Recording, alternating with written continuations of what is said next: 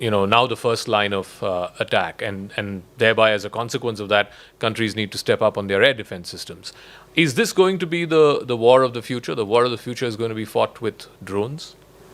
Well, I would say drones or unmanned systems are going to be an important component of the entire war fighting effort. And both drones or the unarmed systems and consequently your counter UAS both need to be equally looked at. In our country, we have some, again, very good startups, some good technology where drones are being produced even for military application.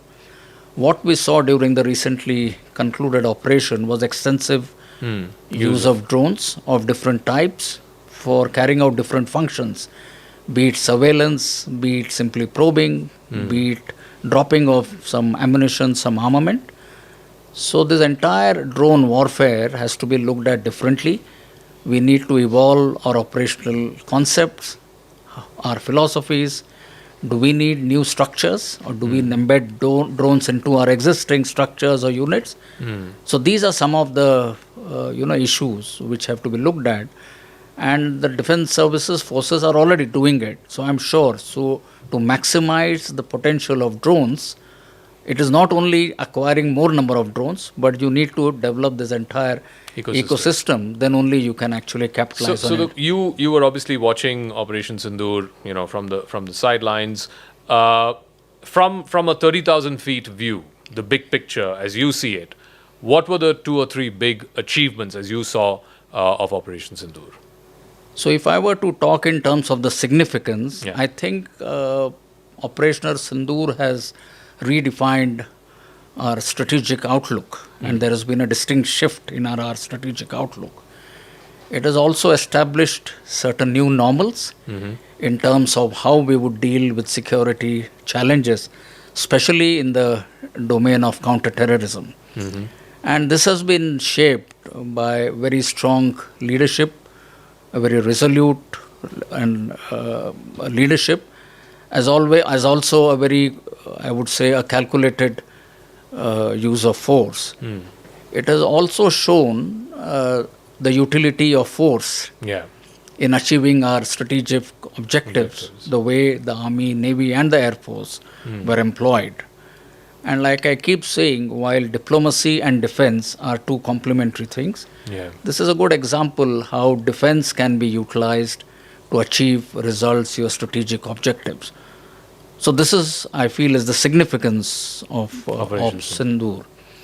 What was the response? I think it was extremely principled, very well calibrated. It was also something which demonstrated a paradigm shift in terms of our ability to display strength with restraint, as well as precision with purpose. Our response was also founded on very strong moral and legal grounds. And in fact, it demonstrated how our nation's military as well as other capability can be combined in a manner through military as well as non-military means to achieve strategic objectives. And to sum up, I think it was a manifestation, in a way, validation of what all has happened in the defense sector for the last 10 years. So now if I were to flip that question or turn that question on its head and ask you, again, as an outside observer, 35,000 feet view, what are the strategic learnings from Operation Sindoor?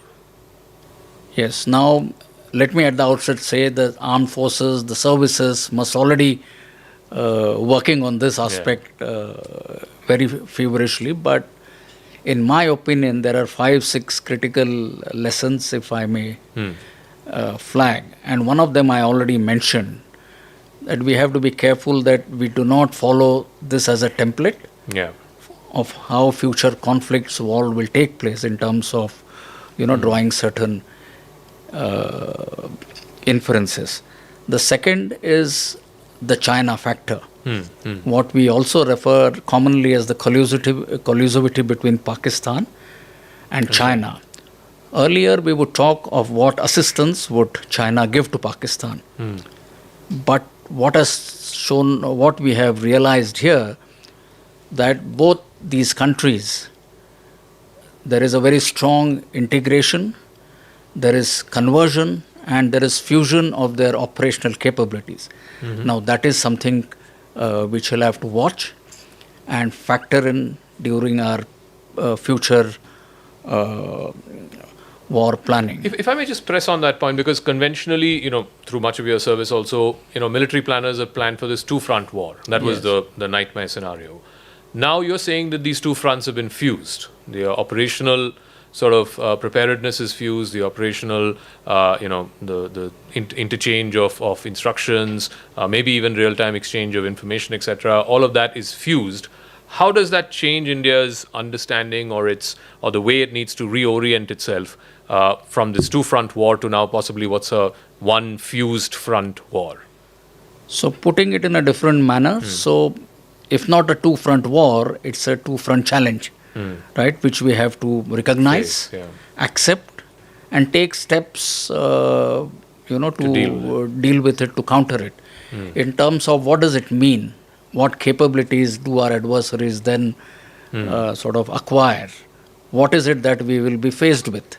And what countermeasures which we need to take? So this is something which we have to pay more attention to as we move forward. Third is again something which you highlighted in terms of lessons, the capability development. Yeah. Do we focus now more on drones and less on maybe the conventional systems? To which I said we need to strike a good balance.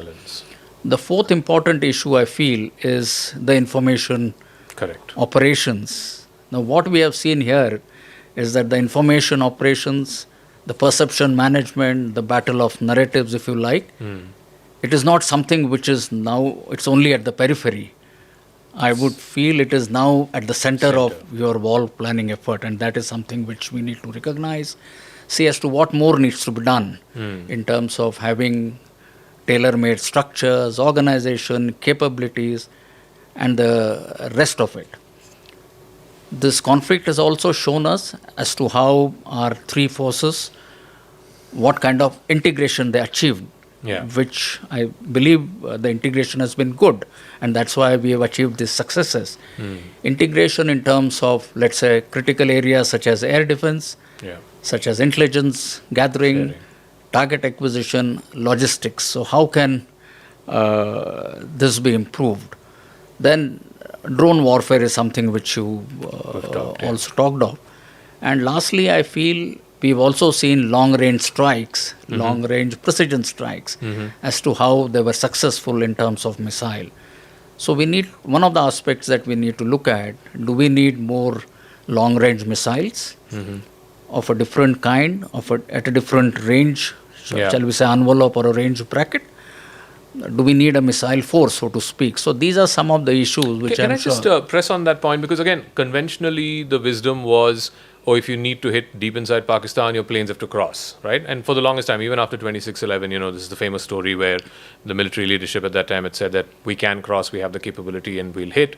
But even during Kargil, this was the holy grail: don't cross the line. This has shown that neither side needs to cross the line. You can be, hundreds of kilometers inside and still hit deep inside the enemy territory. Yes. How does again that change the paradigm of how we understand future wars? So, when you talk of wars, we say it is either a contact sort of war, where, let's say, the infantry or the tanks, you have to be in proximity, close proximity and fight. Second is a non-contact warfare. Then there is a kinetic war and there is a non-kinetic. So kinetic is what we all understand. Non-kinetic is cyber, space, electromagnetic warfare, etc. So there are four aspects. You have kinetic, non-kinetic, you have contact, non-contact. What we saw here is kinetic but non-contact. So this is one combination. Moving forward, we'll have to look at all of this and again focus our energies, efforts, resources in developing capabilities in all these four domains. And again, striking a good balance is the key. Perched high above the coastline of Okinawa, a recently established Japanese military unit watches over the sea with an unmistakable message. Japan is no longer happy to remain passive in the shifting security landscape in East Asia.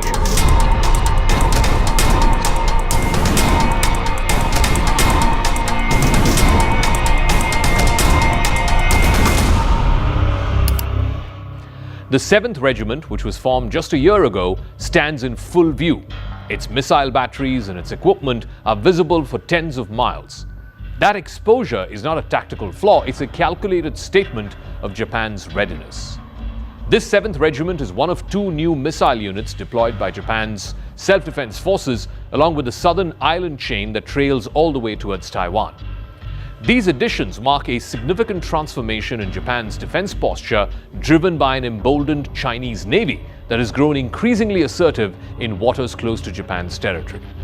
The presence of these 2 units is in part deterrence and in part diplomatic message to Beijing.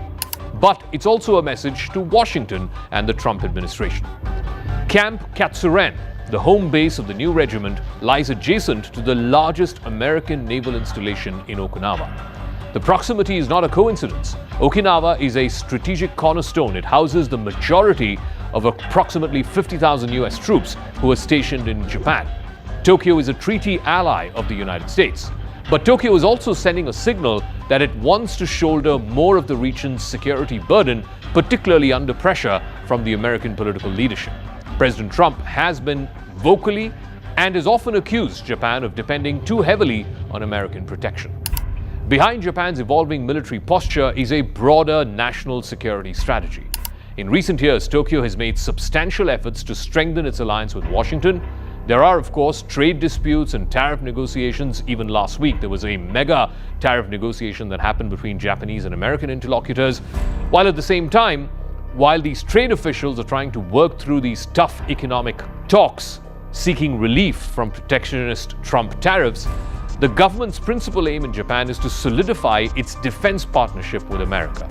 And this effort is manifested in a wide-ranging military modernization campaign. Japan has begun acquiring sophisticated weapon systems from America. It includes the F-35B stealth aircraft, also Tomahawk cruise missiles, capabilities that allow Japan for the very first time since World War II to carry out preemptive strikes. These changes reflect a deliberate shift away from the strict pacifism that has defined the country's defense doctrine for decades after World War II. Tokyo's leaders are deeply aware of the regional security threats, particularly with China ramping up its naval activities, North Korea is continuing its nuclear ambitions. Japan has moved quite decisively into a more aggressive posture. In 2022, it committed to doubling its defense spending, setting aside nearly 2% of GDP for security-related expenditure. It's the first time it did so since World War II. This reallocation has also ushered in a new era of Japanese defense capability as well as ambitions.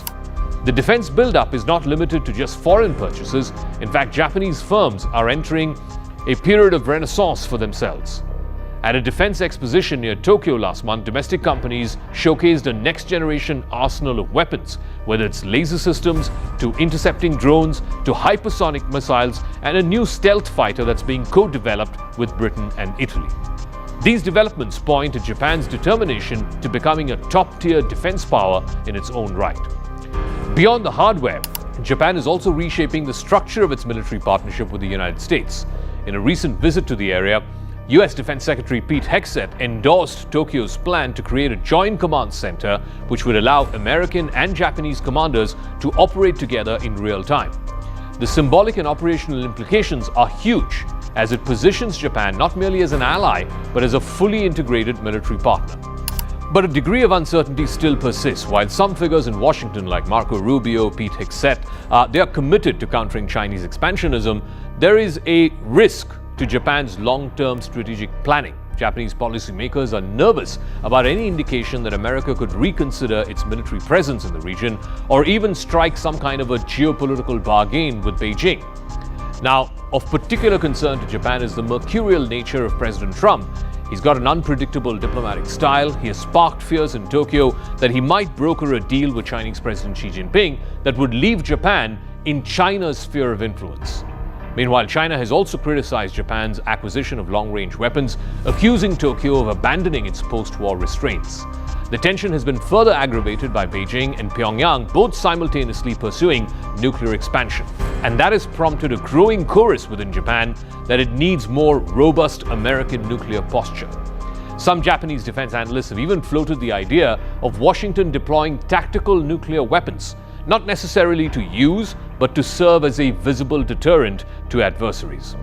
Recognizing the risk of over-dependence on America, Japan has also diversified its security relationships. It's deepened military ties with Australia, it's offered warships to friendly countries, and most recently, it has dispatched naval forces to join a multilateral naval exercise in the Philippines. That's the first time Japanese troops have participated in such multilateral drills in the region. Beneath the surface of these moves lies an unspoken contingency. Japan, though publicly is committed to nuclear non-proliferation, it maintains one of the largest stockpiles anywhere in the world of plutonium. This is courtesy Japan's large civilian nuclear energy program.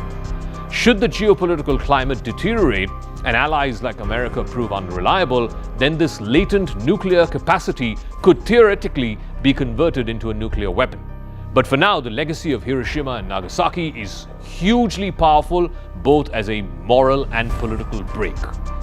Japan's reawakening as a military power is neither abrupt nor reactionary. It is a carefully calibrated evolution shaped by regional insecurity, global power dynamics, and a desire to be seen not just as a beneficiary of American protection.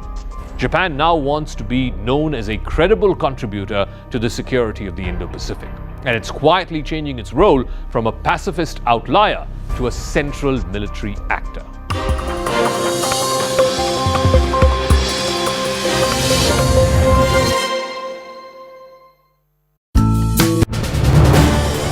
This is News 18 Network.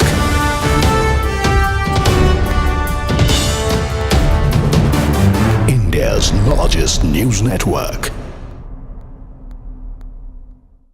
Do remember, this takes us back to Operation Sindoor and the kind of damage India inflicted on Pakistan's military infrastructure. News coming in, we're learning Pakistan's Noor Khan Air Base, which is considered a critical node in its military infrastructure, sustained significant damage in India's precision strikes during Operation Sindoor, and there's more proof of the same that we've managed to extract. Intelligence sources confirm that Indian strikes targeted key infrastructure including runways, radar stations, hangars and underground fortified zones. Satellite imagery reveals the destruction of a 7,000 square feet operation complex and command vehicles, as well as crater impacts near areas believed to store sensitive or nuclear-linked assets. Pakistan Army has attempted to downplay the damage, but intelligence agencies backed by high-resolution satellite imagery confirms that around 20% of Pakistan's Air Force operational infrastructure may have been degraded in the strike. In a big revelation, Pakistani security analyst Imtiaz Gul also alleged that the airbase functions effectively as an American fortress, off limits even to Pakistan Army personnel. He cited repeated sightings of US aircraft, undisclosed cargo and restricted access to Pakistan Army officers. Going across to Akanksha Swaroop for a quick update. Akanksha, now military bases like the Noor Khan base have suffered significant damage, and the Indian Armed Forces in fact have been putting out significant proof of the same, but this one is also big in itself. Pakistani security analyst Imtiaz Gul alleging that the airbase functions effectively as an American fortress. What do you make of this big remark that's coming from the analyst? Right, Prithvi, it's also important to talk about the source. Imtiaz Gul is a renowned security analyst based in Pakistan, and he's been reporting on security and defense for quite a while. So when he is saying this has also been, Noor Khan has been a fortress for American defense and that they have access to Noor Khan since 2001, that's big news coming in and straight from the horse's mouth. Gul's statement, of course, has exposed long-standing rumors of US operational access, which he has stated goes back all the way to 2001 for Afghan war logistics and drone operations. Perhaps that's one reason also now, if you were to piece together the US President Donald Trump's own silence when it comes comes to condemning terror being harbored by Pakistan so actively. And that has been a sharp contrast to Trump's previous presidency, where he was absolutely not supportive of the then Prime Minister Imran Khan. When they had met, he had categorically told him to destroy these terror networks. But the silence this time around of the US president has been deafening, Kritsween. So important to also highlight the information that we are sharing right now. This is, of course, a CNN mega exclusive. These Pakistan air bases that have borne the kind of damages coming straight from Pakistani security analysts. Remember, Pakistan was trying to downplay it at a time when our multi-party delegations have returned after sharing all the information about Operation Sindoor. This is the kind of information that now talks about how the damage has already degraded 20% of Pakistan's air force infrastructure. Remember, this is coming on a day when Pakistan's budget will be allocated, especially when it comes to defense spending. We can also expect now Pakistan to take this entire conflict in view and increase their budget spending. But Pakistan's army is, of course, trying to downplay the damage that was brought to their air bases in the interim night of 9th and 10th of May. What I can tell you is that the base's proximity to nuclear facilities has heightened security sensitivities, potentially delaying external access for clearance. Satellite imagery, as we had already talked about during Operation Sindoor, had gone on to indicate how close to 7,000 square feet of land near the strike sites had been damaged. Indian attacks have severely hit Saab-e AWACS. This is a strategic location, 25 kilometers from Islamabad. It's also adjacent to the Pakistani army headquarters and also the nuclear command center. So this, of course, entire damage is also symbolic. It's not just hit the morale of the Pakistani Air Force bases, but the entire Pakistan army. It symbolizes a direct breach of Pakistan's core defense systems. The base has also Turkish Bayraktar TB2 drones.